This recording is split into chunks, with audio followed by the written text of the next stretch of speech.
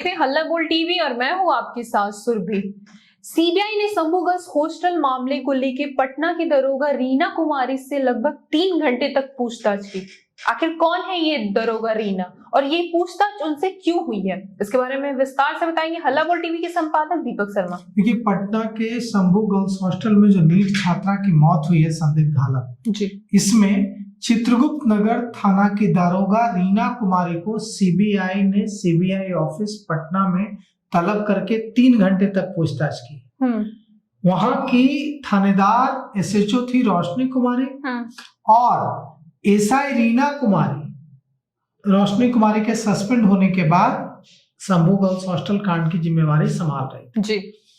रीना कुमारी को सीबीआई ने अपने दफ्तर बुलाया है और 3 घंटे तक पूछताछ की है।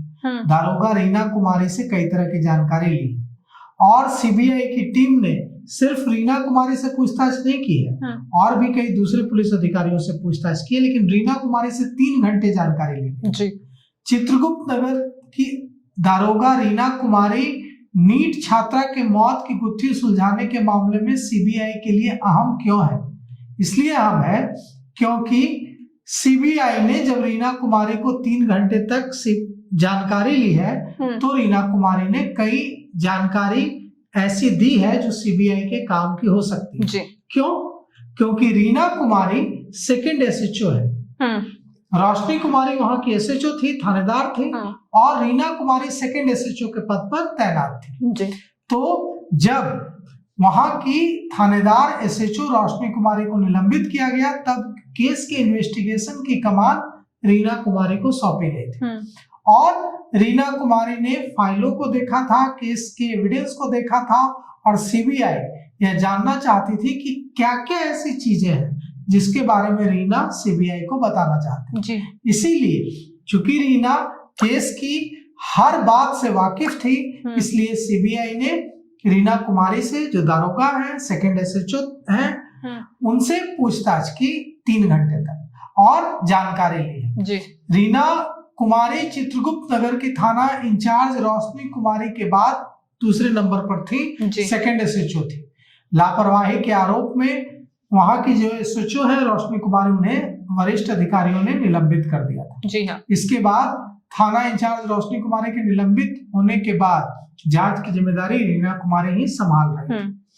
अब रीना कुमारी ही पूरे मामले की जानकारी दे सकती थी सीबीआई को, इसलिए रीना कुमारी से ही पूछताछ सीबीआई ने 3 घंटे तक की जी।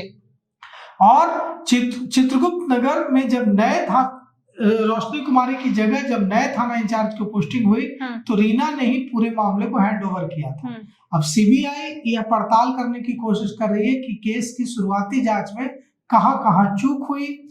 रीना कुमारी से केस डायरी, मौके से मिले एविडेंस और दूसरी परिस्थितियों के बारे में जवाब मांगा गया। यह भी पूछा गया कि क्या सबूतों के साथ कोई छेड़छाड़ हुई या किसी की पैरवी आई, किसी ने पैरवी की, किसी रसूखदार ने मामले में कोई हस्तक्षेप किया जांच में। और आपको पता ही है सुरभि कि जब एसआईटी ने जांच शुरू की तो एसआईटी ने भी माना कि चित्रगुप्त नगर थाना की ओर से शुरुआती जांच में लापरवाही हुई है जी हाँ, बिल्कुल। और अब पूरे मामले पर संबंधित अधिकारियों के खिलाफ अगर गड़बड़ी मिलती है सीबीआई को कि शुरुआती जांच में गड़बड़ी हुई है तो यह भी हो सकता है कि डिपार्टमेंटल एक्शन के लिए, रेगुलर डिपार्टमेंटल एक्शन आरडीए जिसको कहते हैं, रेगुलर डिपार्टमेंटल एक्शन के लिए भी सीबीआई बिहार पुलिस को लिख सकती है अगर इसमें किसी तरह की कोई गड़बड़ी मिलती है जी हाँ। यह भी पता चल रहा है कि आने वाले दिनों में कदमकुआं थाने की एसआई कोमल कुमारी,